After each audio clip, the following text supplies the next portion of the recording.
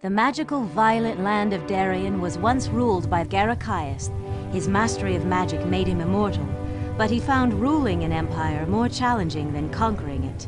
So he installed 4 monarchs of unquestioned loyalty into each of the 4 kingdoms of Darien. These rulers were his own children.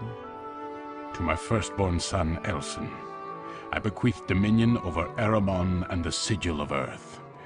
No more thriving or beauteous land exists, and this worthy son will build an even greater kingdom, the marvel of the ages. To my second-born, Thersha, I give Zon of the Sigil Wind.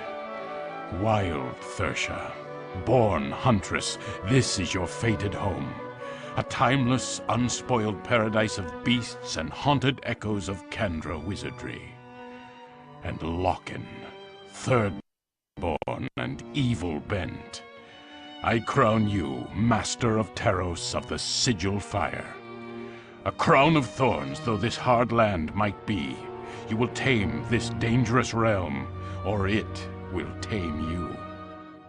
Finally, fair Corinna, sprite of the sea, you shall rule wave-washed Varuna of the Sigil Water. Answer true the water sigil's call to brave horizons in ships of wide beam and billowed sail. Garachias, Mage Emperor of Darien. Garachias had one more legacy for his children: 4 Kandra artifacts. These gave each monarch mystic powers to rival his own, as well as immortality. If used wisely, these powers could bring new prosperity to the land.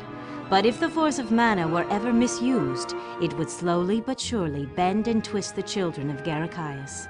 Beyond that threshold lay disaster, not just for one ruler or one land, but for all of Darien. Within a century, each had absolute rule over their respective land. A century later, Garachias, the man who had united the known world, vanished without a trace.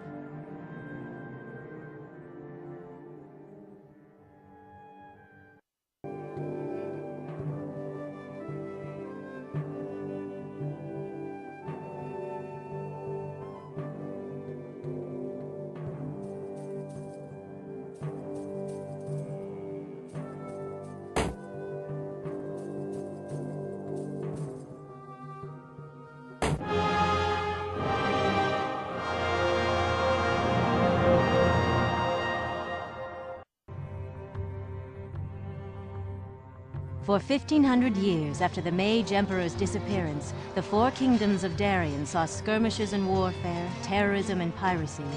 But strict adherence to Garachias' magical discipline kept borders secure, until an incident described by one eyewitness as all hell broken loose. This was likely the end of the world.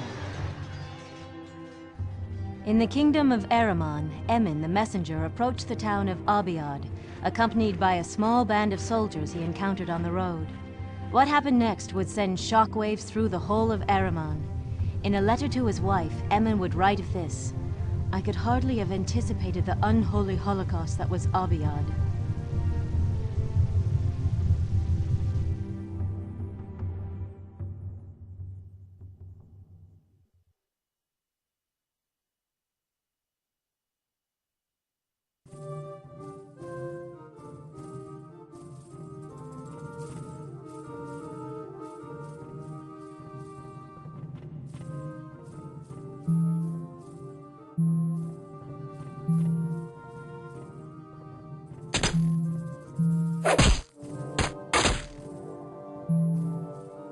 Moving out.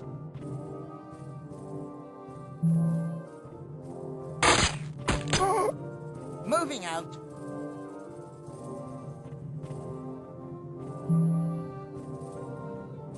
Moving out.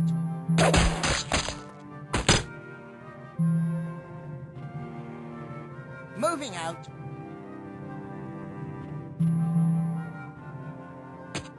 Moving out. Moving out.